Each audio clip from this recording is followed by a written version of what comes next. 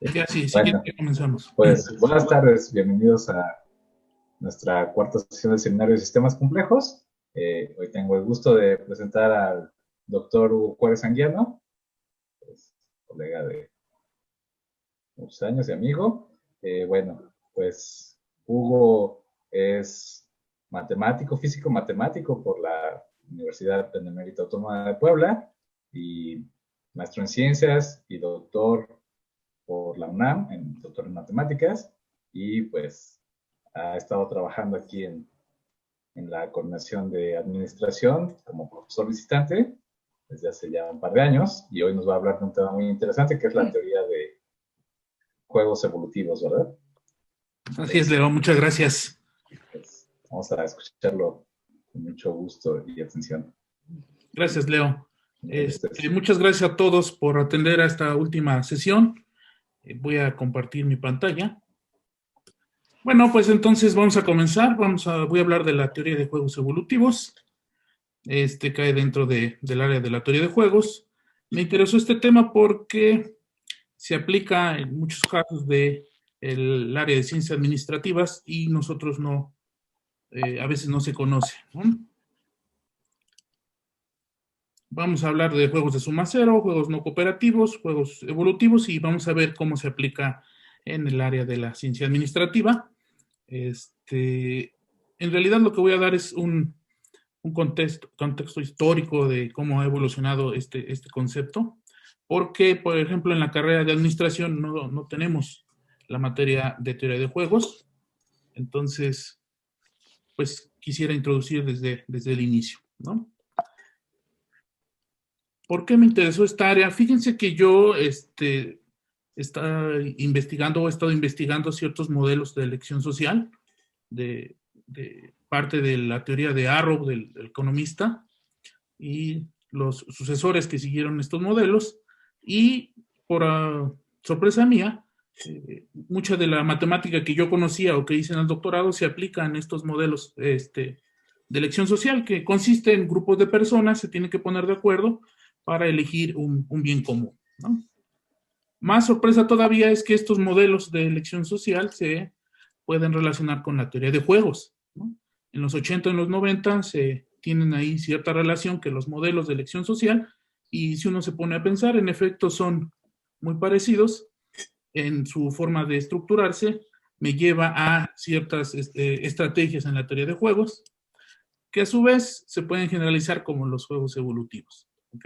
¿Qué es lo que vamos a ver ahorita? Quise poner esto como un paréntesis porque es en algo en lo que me interesa en mi investigación, y sobre todo, ¿qué teoría podría relacionarse con los modelos de elección social de tal manera que se pueda cerrar este cuadradito? Al final de la plática vamos a ver en qué contexto estoy trabajando aquí, ¿vale? Entonces vamos a comenzar con los juegos de suma cero, ¿no? A pesar de que la teoría de juegos o los juegos están presentes en las civilizaciones humanas casi desde el inicio, los egipcios, los babilonios ya tenían eh, ciertos juegos de mesa.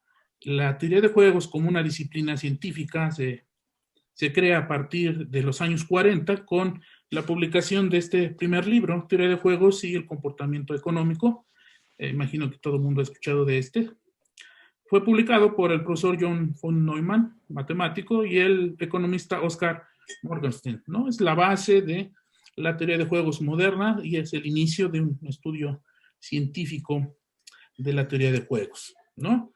Para empezar, a pesar de que estamos hablando de conceptos de la teoría de juegos de mesa, uno siempre imagina que estamos jugando. En realidad, tratamos de modelar situaciones de la vida real, de esquematizar lo que estamos haciendo por medio de un juego, ¿no? Entonces tendremos los conceptos de jugadores, estrategias, ganancia, pérdida, etcétera. Todo lo que podemos encontrar en un juego de se puede aplicar como un modelo a ciertas situaciones donde hay conflicto en la vida real, ¿no?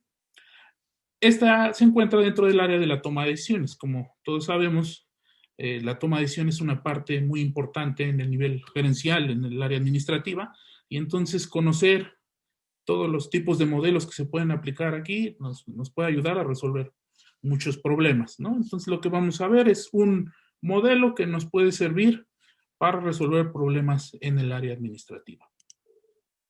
Los juegos de suma cero, ¿no?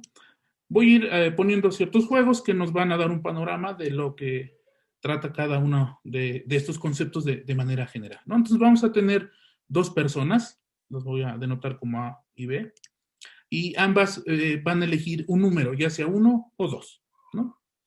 ¿Y qué va a pasar en este juego? La suma del resultado es lo que B debe pagar a A. Es decir, A va a tener una ganancia y B va a tener una pérdida. Esto se puede describir como una matriz de pagos, algo que, por ejemplo, creo que todos conocemos porque se ve en un curso de análisis de decisiones, las matrices de pagos.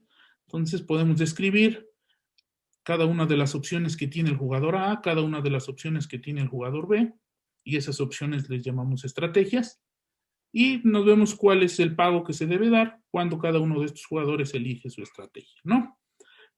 Este es un juego muy simple, pero nos va a dar los siguientes conceptos, ¿no? Fíjense, si cada jugador juega de acuerdo a sus intereses, es decir, cada uno va a querer o ganar lo máximo en el caso de A o perder lo mínimo en el caso de B. A debe escribir un 2 y B debe escribir 1, ¿no? Entonces, la ganancia de A será de 3, pensando que ambos juegan para su beneficio, ¿no? Si A escribe 1, ganará como mínimo 2, como lo podemos ver aquí. Es el valor mínimo que puede ganar. Y si escribe el 2, ganará como mínimo 3. Así que el valor máximo de los mínimos posibles será 3. A ese valor le llamamos el maximin, ¿no? Es el máximo de los mínimos valores posibles. Por el contrario, si B escribe 1, perderá como máximo 3. Y si escribe 2, perderá como máximo 4. Se dice que 3 es el minimax. Ahora estamos buscando el máximo pago posible. Vemos todos los que hay y elegimos el mínimo. ¿Qué podemos notar? Que esas dos cantidades, tanto el maximin, el máximo de los mínimos, como el minimax, el mínimo de los máximos, es 3. Cuando ocurre esto, decimos que el juego está estrictamente determinado por una estrategia pura, ¿no? Una vez que los dos jugadores observan esta situación, ya saben cómo jugar, para que B pierda lo mínimo, para que A gane lo máximo, y por lo tanto el juego es bastante claro, no hay más que hacer porque está completamente descrito lo que tiene que hacer cada uno de los jugadores. Cuando ocurre esto, decimos que el juego tiene un punto silla, ¿no? Podemos imaginar una silla de montar y es por eso que se le da el nombre, ¿no? Estamos escogiendo el mínimo de los máximos y el máximo de los mínimos y coinciden. Entonces, cuando lo vemos geométricamente, parece una silla de montar en este caso, ¿no? También decimos que el valor del juego está determinado y es ese valor que tiene el minimax o el maximin, ¿no? Entonces, esta es la forma más sencilla de los juegos de suma cero. ¿Por qué de suma cero? Porque todo lo que puede ganar es exactamente lo que le va a quitar a B, lo que puede quitarle a B, ¿no? Entonces, las cantidades, no hay nada más que lo que uno puede perder y lo que lo otro puede ganar, ¿no? Es el juego más sencillo que me puede ilustrar esto. Veamos ahora el siguiente juego. Se complican un poquito las cosas. Igual está dado por una matriz de pagos, pero ahora los pagos están descritos de una manera diferente, ¿no? Por ejemplo, si A escribe 1 y B escribe 1, ahora el pago que recibe A es 1. Pero si A escribe 1 y B escribe 2, ahora B es el que recibe un pago. Ahora B sí va a recibir un pago. Este signo negativo indica que A va a tener que pagarle 1 a B. Lo mismo en las otras dos opciones. Ahora, si B escribe 1 y A escribe 2, B recibe un pago de 1. Si B escribe 2 y A escribe 2, A recibe 1, ¿no? Entonces, vean cómo ahora el juego está más equilibrado. Ya ambos reciben pagos, ambos reciben pérdidas y entonces ya requiere un poquito de mayor concentración. Bueno, es fácil ver que el maximin es -1. Los dos mínimos valores para A son -1 y por lo tanto ese es el valor. El minimax, por lo contrario, es 1. Entonces ahora estas dos cantidades no coinciden. ¿Ok? Entonces ya el juego no va a estar determinado, no habrá ciertas estrategias que me indiquen cómo jugar y entonces puede ganar lo máximo, ¿no? ¿Qué se hace en estas circunstancias? Pues pareciera que hay que jugar de una manera distinta. Fíjense que si queremos jugar con una misma estrategia siempre, nuestro oponente lo va a notar y entonces va a elegir la estrategia que minimice la ganancia del primero, ¿no? Entonces, no nos conviene jugar con una misma estrategia porque entonces el adversario se va a dar cuenta y lo va a tomar para su beneficio, ¿no? Entonces, en este caso debemos ir campechaneando las estrategias que elijamos, ¿no? Por ejemplo, tenemos que ocupar el azar en esta situación. ¿Cómo voy a elegir mi estrategia? Voy a lanzar una moneda. Si cae águila, elijo la estrategia 1. Si cae sol, elijo la estrategia 2, ¿no? Y en este caso, el adversario no va a adivinar con qué estrategia voy a jugar y se vuelve más equitativo el juego, ¿no? En este caso estamos diciendo que vamos a introducir las estrategias mixtas. Ya no voy a jugar con una estrategia para obtener el máximo posible, la máxima posible ganancia, sino ahora voy a estar eligiendo una y otra dependiendo de esta situación. En la mitad de las veces, aunque de forma azarosa, voy a usar una estrategia y la mitad de las otras veces la otra estrategia. ¿Vale? Entonces, vamos ahora para nuestro juego 3. Ya no queda tan claro qué estrategia seguir, ¿no? A puede escribir 1 o bien 8. Esas son nuestras dos opciones que vamos a tener. B puede escribir 7 o bien 2. Si ambos escriben con la misma paridad, es decir, si ambos eligen par o impar, entonces A gana lo que él mismo escribió. Si ambos escriben con diferente paridad, es decir, si los números que se eligen, uno es par y el otro impar, entonces B gana lo que escribió él mismo, ¿no? Entonces la matriz de pagos queda de la siguiente manera, ¿no? Con nuestra primera estrategia para ambos, A gana 1. Con la primera estrategia de A y la segunda de B, B gana 2. A con su segunda estrategia y con la primera estrategia de B gana 7. Y con la segunda estrategia de B y la segunda estrategia de A gana 8, ¿no? Esta es nuestra matriz de pagos para el jugador A. De nuevo, A recibe ganancias o B recibe ganancias dependiendo de cuáles son las estrategias que ganan cada uno. Igual es fácil observar que el maximin, el máximo de los mínimos es menos 2 y el minimax, el más pequeño de los grandes, el más pequeño de los máximos es 1. Entonces ambas cantidades no coinciden, por lo tanto este juego no está determinado por una única estrategia, ¿no? Pero tampoco jugar por medio de un volado nos va a dar el máximo ganancia posible, ¿no? Hay que tomar proporciones diferentes. Con una proporción voy a jugar una estrategia y con la otra proporción voy a jugar la otra estrategia. Es decir, en lugar de estar haciendo un volado para saber cuál estrategia elegir, voy a hacer las cuentas para saber cuál es la proporción que mayormente me va a ayudar a encontrar el mejor resultado, ¿no? Podemos hacer cuentas, se puede utilizar los métodos, por ejemplo, de la programación lineal, donde tenemos nuestra función objetivo, buscamos maximizarla con un conjunto de restricciones y vamos a poder llegar a la siguiente conclusión. A debe de escoger su estrategia 1 con una probabilidad de 5/6 y debe escoger su segunda estrategia con una probabilidad de 1/6. Y el valor esperado es de menos 1/3. ¿Qué quiere decir esto? Que si jugamos el juego varias veces, por cada 6 veces, A debe escoger 5 veces su estrategia 1 y una vez su estrategia 2, ¿no? Pero de manera aleatoria. Es decir, no voy a tener un valor preciso, pero sí me está indicando la manera en que debo de jugar si quiero obtener el mayor provecho. Lo mismo para B. B debe escoger 7 con probabilidad de 5/9 y debe escoger 2 con probabilidad de 4/9. El valor esperado, entonces, en promedio es de 1/3. ¿Qué quiere decir? Que si estos dos juegan varias veces, por cada 9 veces, B debe escoger la opción de 1/7 y 4 veces debe escoger 1/2. ¿Okay? Estos son los máximos valores posibles tanto A para B. Vean que A tiene una ligera ventaja, va a tener una ganancia, va a tener la ganancia de 1/3. A va a tener una pérdida. A no puede ganar nunca si ambos juegan con estas estrategias. ¿Ok? ¿Cuál es la parte importante aquí? Que la decisión de cada uno está sometida por lo que escoja su contrincante, ¿no? Estas condiciones se dan siempre y cuando A juegue razonadamente a tener el máximo beneficio, B juegue a tener también el máximo beneficio. Si A cambia de estrategia pero B se mantiene, entonces A recibirá todavía una pérdida mayor. Si B es el que cambia su estrategia pero A la mantiene, entonces B puede disminuir sus ganancias, ¿no? Entonces, estas ganancias se van a dar siempre y cuando haya racionalidad en el juego. Cada uno juegue de manera racional para su propio beneficio.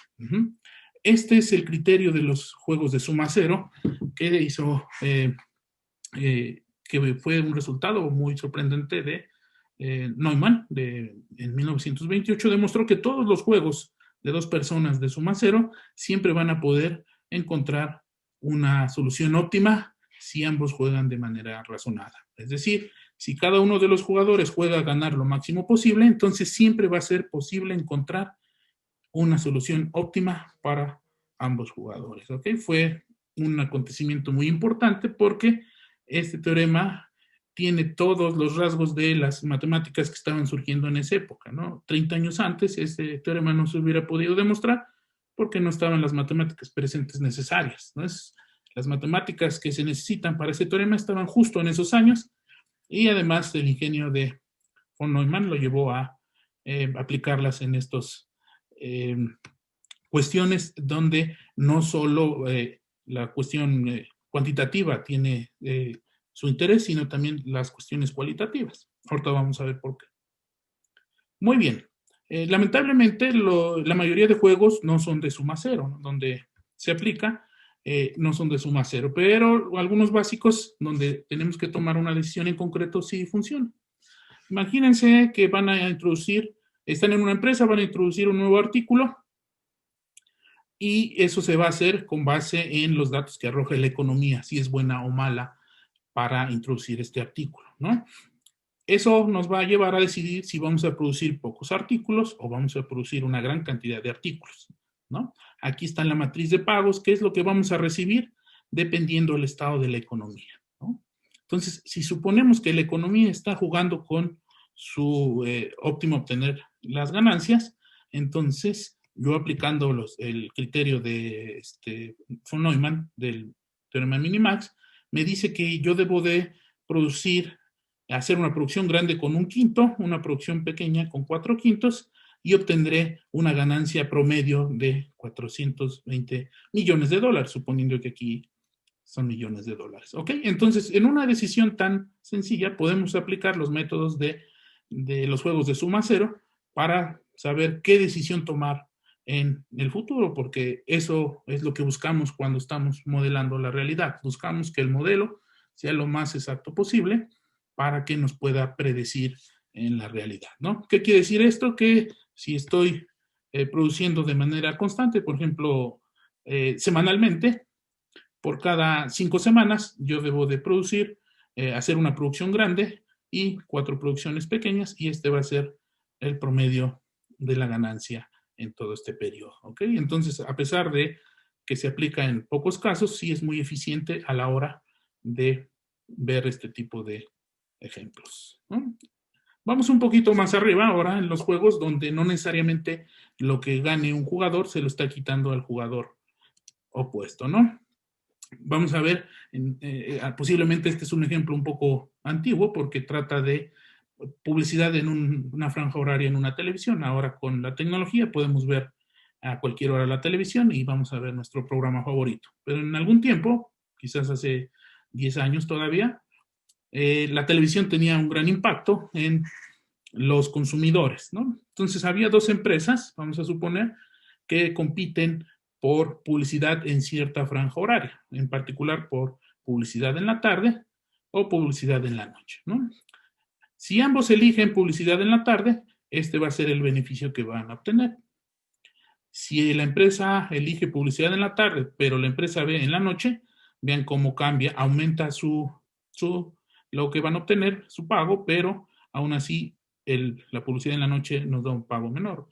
Lo mismo va a ocurrir para la empresa A, si ella decide publicidad de noche y B decide una publicidad en la tarde. Y si ambas deciden publicidad en la noche, ambas recibirán también esto como pago y como verán también se reduce en comparación de si eligen horarios diferentes, ¿no? Entonces, vamos a buscar una solución, queremos decidir qué es lo que más le conviene a ambas empresas. Vamos a tratar de aplicar lo visto en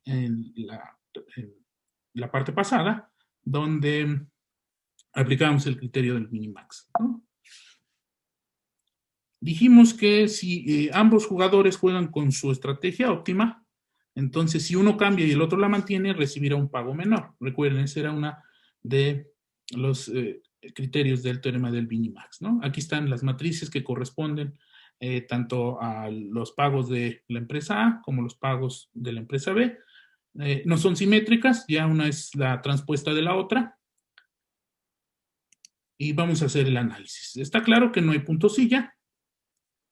Y vamos a buscar una estrategia mixta que optimice nuestras ganancias, ¿no? La estrategia mixta para que maximiza será jugar la estrategia 1 con probabilidad 3/5 y la estrategia 2 con probabilidad 2/5, ¿no? Es decir, si B juega con su estrategia óptima, por cada 5 veces que se compre publicidad, A debe escoger su estrategia 1 3 veces y B debe escoger su estrategia 2 2 veces. Lo mismo para B, ¿no? Si A escoge su estrategia óptima, B debe escoger jugar la estrategia 1 con probabilidad 2/5 y la estrategia 2 con probabilidad 3/5, ¿no?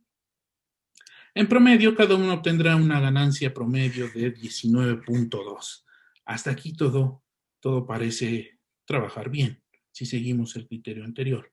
Pero veamos qué ocurre si B sigue con su misma estrategia, pero A decide cambiar a elegir exclusivamente una de sus dos estrategias, ¿no?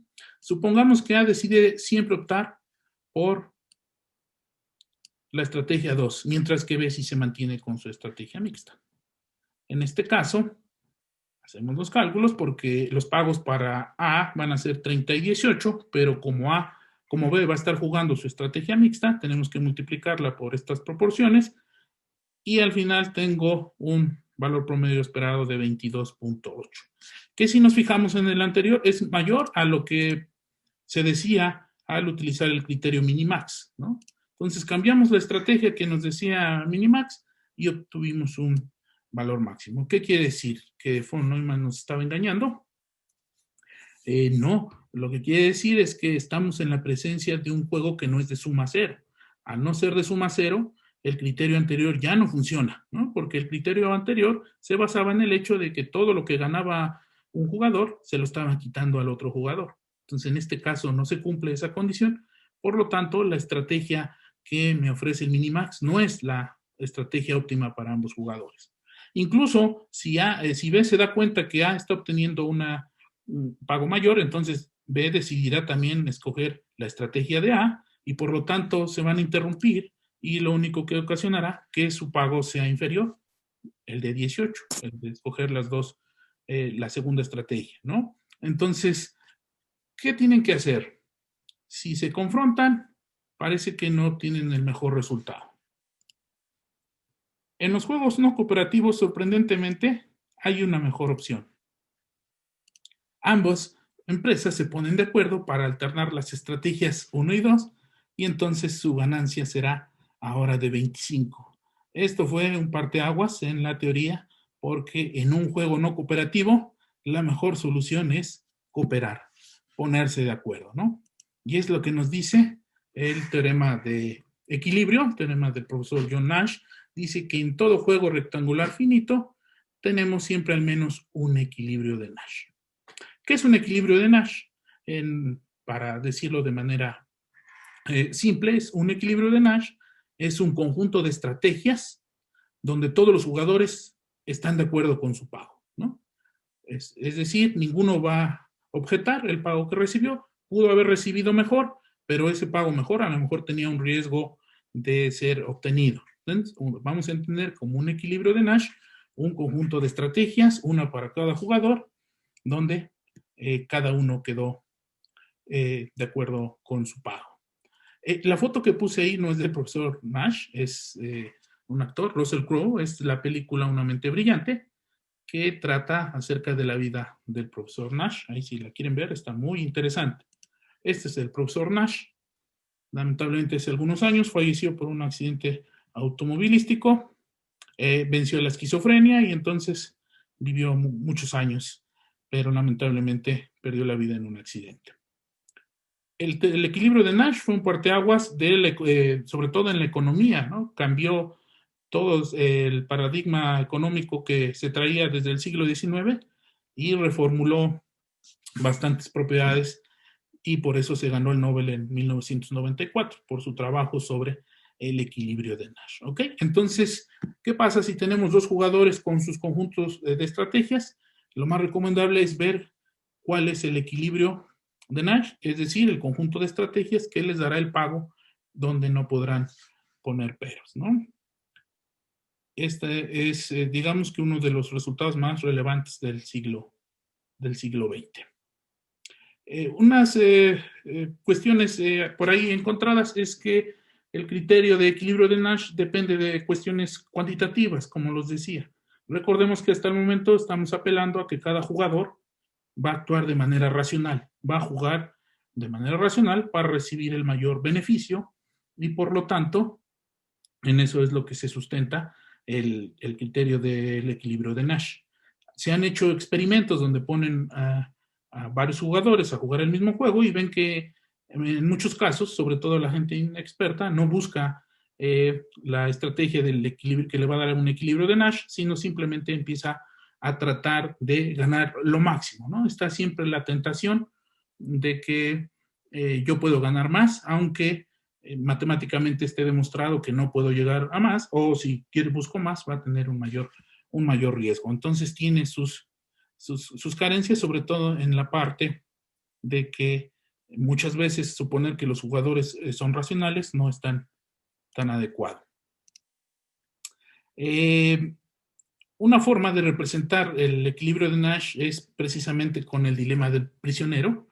Posiblemente todos conozcan este dilema, es muy famoso, de hecho es posiblemente el juego más estudiado en toda la teoría de juegos, aunque en realidad no es un juego, es todo un conjunto de juegos que cumplen ciertas características y se puede describir de muchas maneras. Lo inventó el profesor Tucker, que fue maestro de John Nash en Princeton, y entonces el dilema del prisionero surge en cuál opción cuál estrategia voy a obtener, de acuerdo a qué tanta confianza yo le voy a tener a mi oponente, ¿no? Para situarnos en esa época, y para algunos nostálgicos como yo, quise poner este ejemplo, donde hay dos potencias que se quieren, que están posiblemente en una guerra que no ha comenzado y se van a armar, ¿no? La potencia roja y la potencia azul. Ambas tienen dos opciones: entrar en una carrera armamentista o el desarme, ¿no? Cada una tiene estas opciones, se generan estas cuatro estrategias. Si ambas eligen ir a armarse, pues crea una carrera armamentista. Si una opta por no y la otra sí, pues solo se arma una. O si ambas deciden no ir en una carrera armamentista, pues habrá un desarme.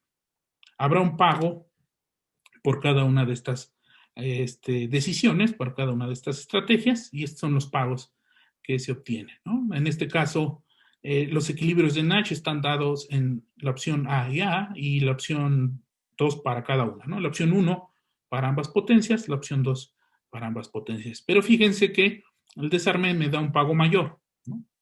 Sin embargo, siempre está la tentación de que si yo me declaro en no armarme y la otra sí, la otra recibirá un pago mayor y una de ellas no recibirá nada, ¿no? Entonces, el equilibrio de Nash tiene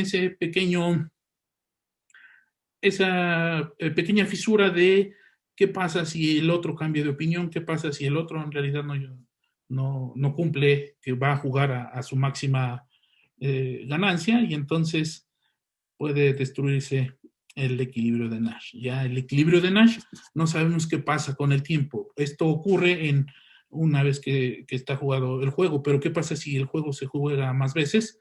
No se sabe si el equilibrio de Nash se va a mantener o la tentación de tener un pago mayor nos gane.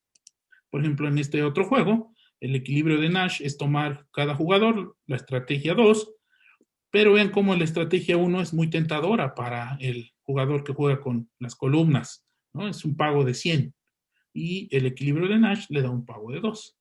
Pero también hay que analizar que la estrategia 2 para el jugador que juega con renglones le da un mayor pago, ¿no? La estrategia 1 le da un pago de 1 o nada, y la estrategia 2 le da un pago de 2 o 5. Así es que la estrategia 2 es dominante sobre la estrategia 1, y entonces el jugador que juega con los renglones siempre va a elegir la estrategia 2.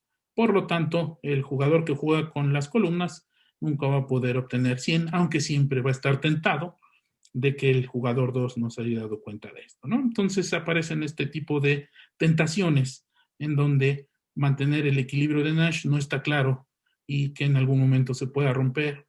Y la irracionalidad de, que, por ejemplo, que se sigue de la ambición pueda hacer que ese equilibrio se rompa. ¿Ok?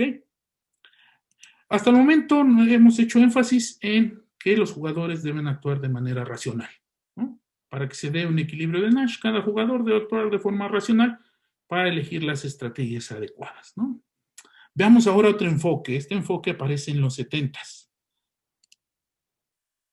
Este es el juego de halcones y palomas, no tan conocido como el dilema del prisionero, pero posiblemente también sea conocido por todos ustedes, ¿no? Estamos en un lugar donde hay un grupo de palomas y de repente llega un grupo de halcones, ¿no? El grupo de halcones invade esta comunidad y por lo tanto pronto empezará a aumentar debido a que estos halcones son muy agresivos y cuando van por una presa y compiten con la paloma se va a ir, no va a pelear y los halcones la van a ganar. Esto va a hacer que la población de halcones crezca y por lo tanto ahora por las presas no van a ir contra una paloma, sino van a ir contra ellos mismos. Por lo tanto, una pelea entre halcones se vuelve peligrosa porque al atacarse hay mucho riesgo de que uno de los dos muera. Por lo tanto, los halcones vuelven a disminuir en grupo y por lo tanto las palomas pueden recuperar una parte de su hábitat que habían perdido por la invasión de estos halcones, ¿no? Por lo tanto, estos seres vivos están peleando, estas poblaciones están peleando, combatiendo individualmente y por lo tanto está cambiando en proporción conforme pasa el tiempo, ¿ok? Entonces aquí aparece otro ingrediente interesante. No hay racionalidad aquí, pero sí hay una especie de búsqueda de equilibrio por la naturaleza entre estas dos especies. Sus proporciones van cambiando conforme avanza el tiempo. Entonces, en esta parte, es el otro ingrediente que nos faltaba, es qué pasa con un juego cuando lo estamos evaluando con respecto al tiempo, ¿no? Veamos que esta situación se puede modelar por medio de una situación semejante a la de un juego, ¿no? Entonces, vamos a asignar un pago cuando hay un enfrentamiento entre estas poblaciones y vamos a ver que si uno de estos logra un objetivo, que es obtener la presa o aparearse, van a tener una ganancia de 10 puntos, pero si sufren heridas, van a tener una pérdida de 20 puntos, ¿no? El enfrentamiento entre halcones, suponiendo que cada uno gana una vez y otro pierde, están equilibrados, entonces en promedio cada uno de estos obtiene menos 5 cuando se enfrentan entre ellos. Si los halcones se enfrentan a las palomas, el halcón recibe 10 y la paloma no recibe nada. Cuando dos palomas se enfrentan, no hay heridos, pero sí una pérdida de tiempo y riesgos, así que se le asigna menos 3. Por lo tanto, la paloma que gana se lleva 7 y la que pierde se lleva menos 3. En promedio, una paloma gana 2. Y vean cómo esta situación se puede modelar por una matriz de pagos y pareciera que estamos en la presencia de un juego, ¿no? La pregunta es, a partir de esta información, ¿podremos saber en qué proporción se estabiliza estas dos poblaciones? Recordemos que entró un grupo pequeño de halcones, se creció porque tenían una estrategia agresiva, pero al crecer demasiado, los enfrentamientos entre ellos hizo que la proporción otra vez disminuyera y por lo tanto la población de palomas se recuperó. ¿Habrá alguna forma de saber cuál es el punto exacto en que va a estacionarse esta proporción? Estas fueron las preguntas que se hacían los biólogos de los años 60 y 70 y entre estas algunas otras que la teoría de la evolución de Darwin había dejado ahí pendientes porque no sabían cómo demostrarlas o cómo sustentarlas, debido a que no tenían los elementos adecuados para sustentar, ¿no? Otro ejemplo sería un enfrentamiento entre Microsoft y Apple. Allá en los primeros días de la PC, a lo mejor los que son muy jóvenes no lo recuerdan, pero la compatibilidad entre los sistemas operativos era terrible, ¿no? Si trabajabas en un sistema operativo, por ejemplo en Windows, pasar a Apple era terrible, ¿no? A pesar de que las computadoras de Apple son mejores, aún así no había compatibilidad o la compatibilidad no era muy buena entre ambos sistemas, ¿no? Entonces, si ibas a un lugar donde ibas a colaborar con otros compañeros, era importante saber si iban a trabajar los dos en el mismo sistema operativo, ¿no? Esta situación se modela igual por medio de una matriz de pagos. Si tienes dos personas, que vamos a considerar como jugadores, y ambos tienen Microsoft Windows, van a recibir un pago de uno cada uno, pero si uno tiene Windows y el otro tiene Apple, no reciben pago alguno. Lo mismo en la otra circunstancia, pero si ambos tienen Apple en su estrategia 2, ambos reciben un pago de 2 cada uno. Vean cómo el pago mayor lo obtienen ambos jugadores si eligen su segunda estrategia. Si vemos esto como un juego, hay 3 equilibrios de Nash. El que ambos elijan la jugada 1, cada uno, que ambos elijan la estrategia 2, cada uno, o hay una estrategia mixta, ¿no? Que por cada 3 veces, 2 de ellos elijan Microsoft Windows y uno elija Apple, ¿no? Aquí apareció algo que los consternó, porque vean cómo la proporción mayor la tiene Windows, a pesar de que Apple ofrecía un pago mayor. No podían entender cómo matemáticamente obtenían una proporción mayor para Windows cuando el pago mayor lo daba Apple. ¿Por qué surgía estrategia mixta? ¿Por cuál era la razón de estas proporciones? No se podía explicar, o parecía que no se podía explicar esto, ¿no? ¿Qué ocurre entonces con los equilibrios de Nash? Que hay unos más fuertes que otros. ¿Cómo distinguir los equilibrios de Nash que en efecto van a mantenerse en el tiempo de los que van a romperse de manera fácil, ¿no? Que son muy frágiles? ¿Cómo aprender a distinguir? Para eso, entonces, aparece una nueva noción que se llama estrategia evolutivamente estable, ¿no? Esta definición la da el profesor John Maynard Smith, el que ideó el juego de halcón y paloma, junto con el profesor George Price, allá en 1973, y la definición es bastante técnica, pero en concreto quiere decir que una estrategia va a ser evolutivamente estable si ésta se mantiene cuando hay un grupo pequeño le llama él, de mutantes que tratan de destruir esta estrategia, ¿ok? Entonces, una estrategia evolutivamente estable es una que es fuerte a la hora de pelear contra otras estrategias, pero también es fuerte cuando pelea con ella misma, ¿ok? Justo como lo hacían los halcones y las palomas, ¿no? Entonces, una estrategia evolutivamente estable va a ser una que perdure en el tiempo, que se va a mantener fuerte a pesar de que esté combatiendo con pequeños grupos de seres mutantes que estén invadiendo en esa parte. Como podrán ver, las nociones, las definiciones provienen de la parte de la teoría de la evolución, que es donde estaba estudiando el profesor Maynard Smith este tipo de situaciones, pero a pesar de que estas técnicas nacen del área de la biología, actualmente se aplican de manera exitosa en el área de las ciencias sociales. Esto nos indica entonces que hay que estudiar los juegos a través del tiempo. La mejor manera de estudiar a través del tiempo es a través de los sistemas dinámicos, ¿no? Entonces, cada juego le vamos a dar una dinámica, en este caso se llama la dinámica del replicador, que es un conjunto de ecuaciones diferenciales, es un sistema que nos dice cómo se están comportando las proporciones de las poblaciones que se están enfrentando con respecto al tiempo, ¿no? Y al introducir una dinámica en un juego, obtenemos mayor información. Del lado izquierdo tenemos la dinámica del halcón y paloma.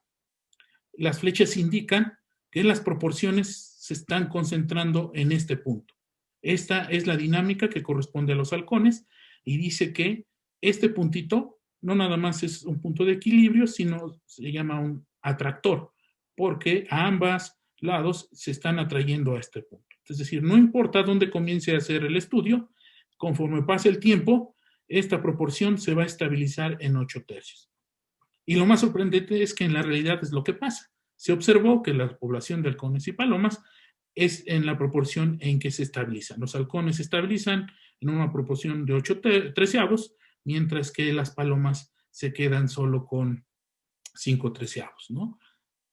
Ya tenemos entonces conceptos matemáticos, una teoría matemática que explique esos fenómenos de los cuales no se había podido explicar durante mucho tiempo, ¿no? Entonces se unió la teoría de juegos con los sistemas dinámicos para tener una teoría de juegos evolutiva que me explique de mejor manera cuáles son los equilibrios de Nash que se van a mantener durante el tiempo. Obviamente, las estrategias evolutivamente estables siempre están dentro de un equilibrio de Nash.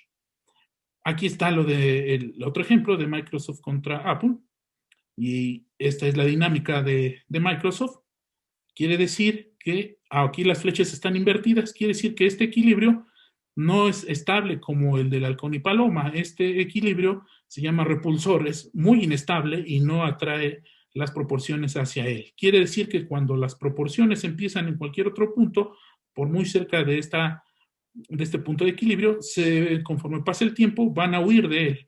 Se va a hacer cero. En mayor proporción, Microsoft se vuelve, en proporción se va hacia cero, y en menor proporción se va hacia uno. Es por eso que tenía, entonces, ahora se explica por qué tenía una proporción Microsoft de 2 tercios, y esto era porque era una mayor proporción hacia su desaparición, ¿no? En menor proporción era que tuviera éxito. Entonces, aquí también estos son equilibrios de Nash, estos son más estables.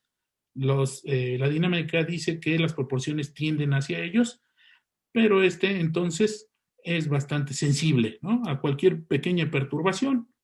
Con que entre una persona que lleve un equipo de Apple, afectará contundentemente y la proporción cambiará drásticamente, ¿ok? Entonces, a partir de la dinámica ya podemos distinguir de los puntos que se van a mantener, los equilibrios que se van a mantener en el tiempo, o aquellos que van a romperse inmediatamente, ¿vale?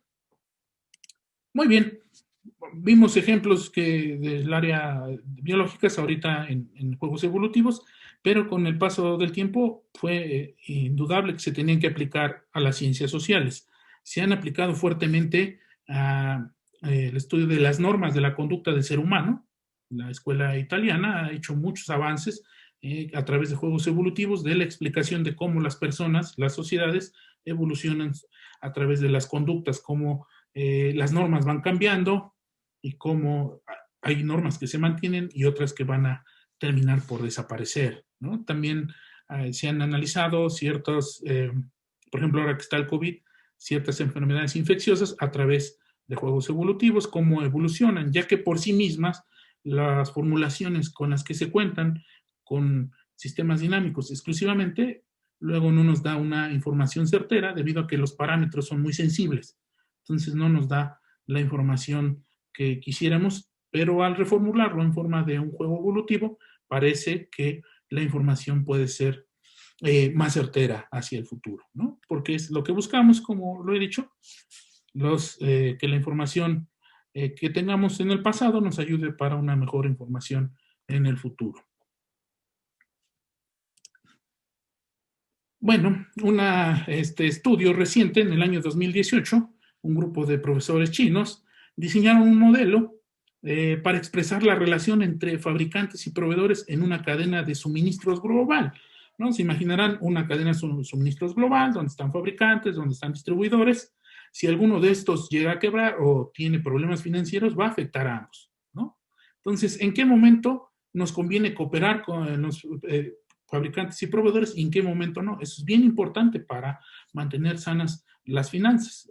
Posiblemente uno de los dos tenga finanzas sanas, pero si el otro tiene unas finanzas que pueden estar ahí dependiendo de un hilo, ¿en qué momento me conviene a mí ayudarlos? Porque el perjudicar a uno se sabe que va a perjudicar al otro, porque si se perjudican los fabricantes, los proveedores no van a tener nada que distribuir, y si se perjudican los proveedores, los fabricantes se van a quedar con su mercancía.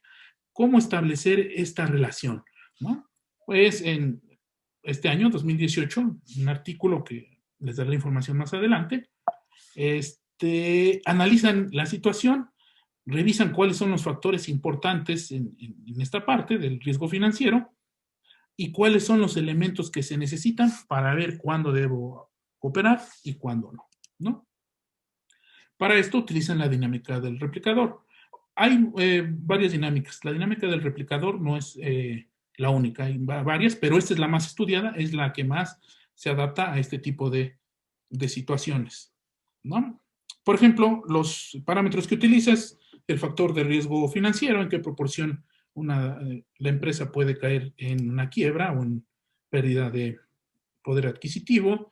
Hay una función de riesgo en la cadena de suministros también, ingresos del proveedor sin considerar riesgo financiero, cuánto ingreso tenemos, ingresos del fabricante sin considerar riesgos financieros también, el costo que nos va a tener el que cooperar si tomamos la estrategia de cooperar para cualquiera de los dos, ¿no?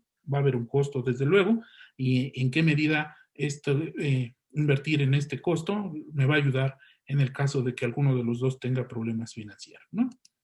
Y entonces utilizan este jueguito donde está la decisión de cooperar o no cooperar y analizan con datos extraídos históricamente para poner los parámetros que acabo de mencionar y van analizando cuál es la dinámica y en efecto proponen ciertas situaciones donde nos va a convenir más cooperar y no cooperar.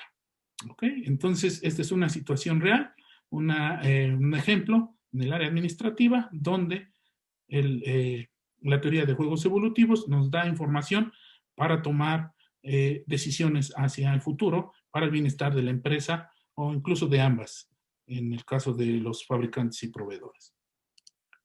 Otro ejemplo es cuando estamos invirtiendo en un mercado de valores, vamos a tener inversionistas que van representando una institución o inversionistas individuales, ¿no? Son ellos los que determinan los precios y en el nivel puede haber especulación, el precio puede subir, el precio puede bajar, cuándo me conviene invertir.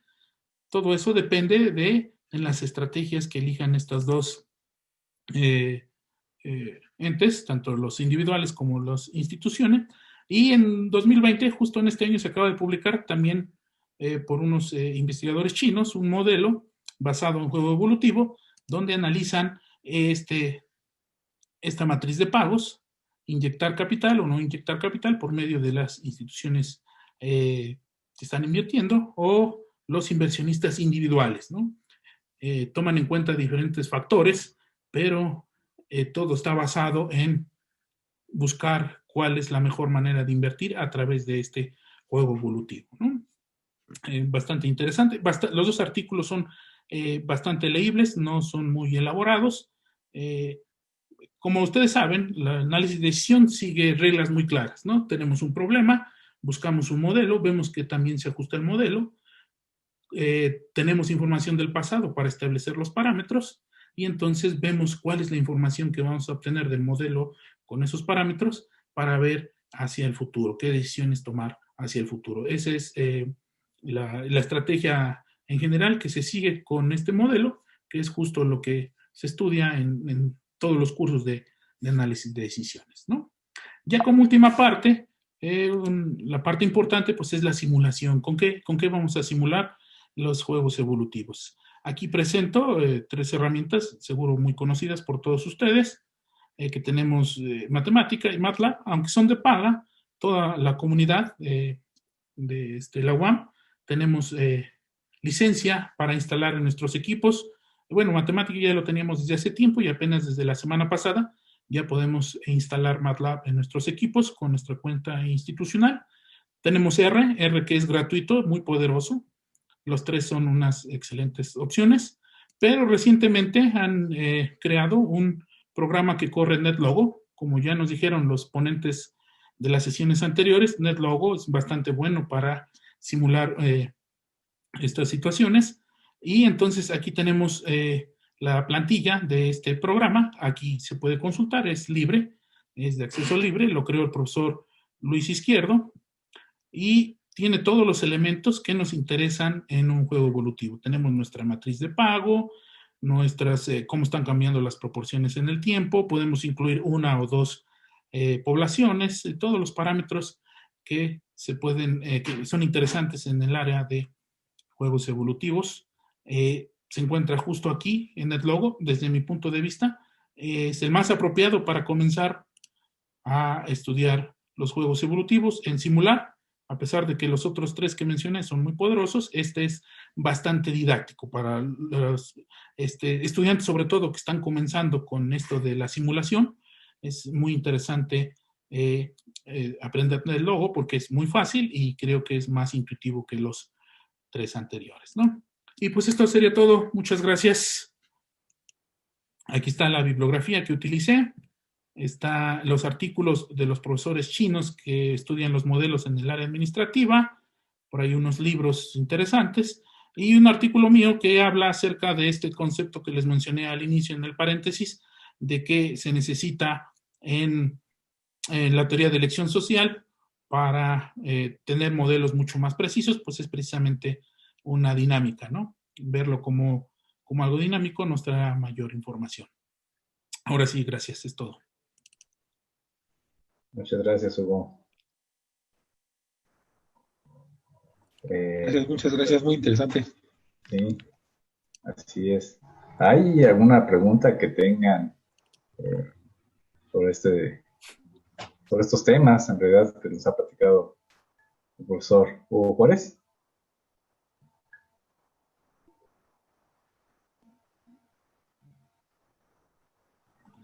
Bueno, a mí me gustaría hacer una anotación de lo que hemos estado trabajando.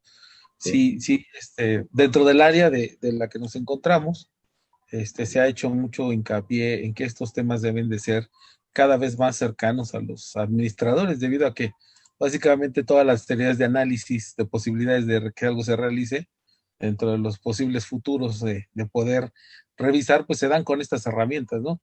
Y que, como bien lo marcaba el profesor Hugo, no están fuera de las posibilidades de comprensión ni de acción de cualquier administrador. O sea, esto es una teoría, este es un juego, esto está cerca de nosotros y que podemos hacernos de esta forma con una herramienta muy poderosa. Sí es necesario que tengamos algo de atención, que aprendamos los lenguajes, que entremos en una dinámica de conocimiento, pero que es muy distinto la versión de que se nos tenga, ¿no? Que se nos decía, es que eso es de matemáticas y eso es algo difícil. Al contrario, ¿no? Creo que es cada vez más cercano, sobre todo a las áreas administrativas, como bien lo marcaba su juez, es necesario que los nuevos administradores contemplen esta visión, porque sin ella, me parece que ya no hablar del hoy o del presente. Empezamos hablando de que esto ayer era algo que se mencionaba, hoy ya es tendencia y lo que viene es aplicación directa, ¿no? Y en las áreas administrativas como son las nuestras, muchísimo más. Sí, claro, desde luego, aquí se muestra pues, la gran compatibilidad, ¿no? Ambas teorías fueron creciendo, la parte matemática y la parte de aplicabilidad, ¿no? Ni una ni la otra hubieran podido avanzar si no se tuviera esta interacción, la interacción muy exitosa, ¿no? De resolver problemas sociales de manera muy sorprendente con una herramienta matemática. Y desde luego que en estos días es más importante conocer este tipo de interacción. Muy bien, muchas gracias. La doctora Hortensia levantó la mano. Hola, Leo, muchas gracias. Hola a todos. Hugo, muy padre, muchas gracias por tu presentación. Un poco siguiendo lo que comentaba ahora Toño, yo quisiera preguntarte, ¿cuáles serían los prerequisitos para que los chicos pudieran llevar un curso como este o pudieran como entender de manera óptima estos temas? ¿Qué materias, qué UEAs podríamos proponerles tomar antes de entrar a teoría de juegos y entrarle a esta parte de la aplicación de los juegos evolutivos ya en las cuestiones administrativas? Sí, fíjense que materias hay, lo que pasa es el contenido de estas materias. Por ejemplo, está el curso de análisis de decisiones, Ajá. que desde mi punto de vista requiere una revisión. Ahí podríamos empezar a meter la parte de juegos, porque juegos es un modelo que sirve para la toma de decisiones y es un modelo que no está contemplado en esa materia, ¿no? Y no es más difícil de los que sí están contemplados, ¿no? Ya están las nociones matriz de pago, por ejemplo, árboles de decisión, se puede seguir un juego a través de un árbol de decisión. Digamos que ya está ahí la parte básica que se necesita en una primera etapa. La otra etapa sería la parte de la dinámica. Aunque sí estudiar sistemas dinámicos es complejo, sin embargo, con el software que tenemos a nuestra disposición ahora, creo que es más aprender a interpretar los resultados que aprender a hacer las cuentas de sistemas dinámicos, ¿no? Incluso ya en estos días nadie hace cuentas con sistemas dinámicos por los software tan potente que tenemos. Quizás posiblemente la introducción de este software en las materias puede ayudar a aprender a modelar diversas situaciones, como lo hemos visto aquí con 2 ejemplos, pero hay muchísimos más, de manera sencilla, con parte de los conocimientos con los que ya contamos, solo agregar unos cuantos más, se podría obtener una buena formación para aprender a modelar situaciones reales, que es lo que nos interesa, ¿no? Aprender a modelar situaciones reales y de la mejor manera posible. Y necesitarían saber, supongo, probabilidad. Sí, no tan no muy avanzada, pues, pero sí tener nociones de probabilidad. sí. Y También el ya la llevan. software, entender la idea de lo que es una simulación, no sé, el concepto, pues, propiamente saber qué es lo que están haciendo cuando se hace una simulación y cómo hacerla. Sí, cómo hacerla, ¿no? El cambio de los parámetros, qué Claro. información tener de la simulación, qué tanto nos podemos equivocar con la simulación, todos esos elementos, sí es importante reconocerlos adecuadamente. Necesitamos revisar cosas. Gracias. Sí, gracias. Muy bien. ¿Hay alguna otra duda, comentario?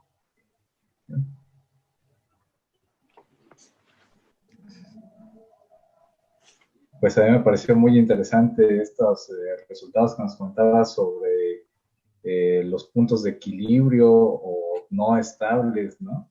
Ahí en ese diagramita de fase que nos ponías. Entonces, bueno, pues entender ese tipo de fenómenos ya en un contexto de la toma de decisiones administrativas, pues me parece súper interesante y como dice Toño, bueno, pues es una realidad que ya podemos traer ahora y como dice la maestra Hortensia, pues tenemos que repensar un poquito las bases para poder comprender toda la practicidad de estos desarrollos matemáticos, pues traídos a la práctica administrativa actual, ¿no? Muy interesante. Muchas gracias. Sí, gracias, Leo. Muy bien. Pues si no hay otra duda, pues aquí agradecemos la presentación del doctor Hugo Juárez y también la organización que hizo del seminario de sistemas complejos. Fueron temas muy, muy atractivos y de actualidad completa para nuestros temas. Muchas gracias.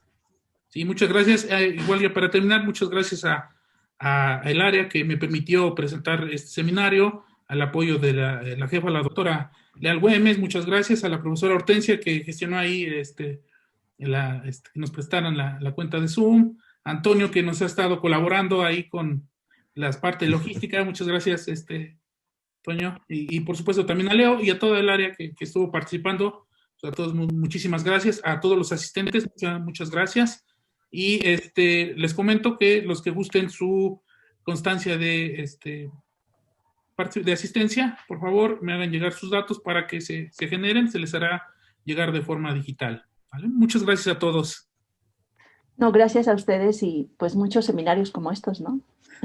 Sí, ojalá que sí, profesora. Hace falta. Sí. Muchas gracias a todos. Gracias a todos. Hasta Gracias, luego. buenas tardes. Hasta luego. Gracias, hasta luego. Gracias.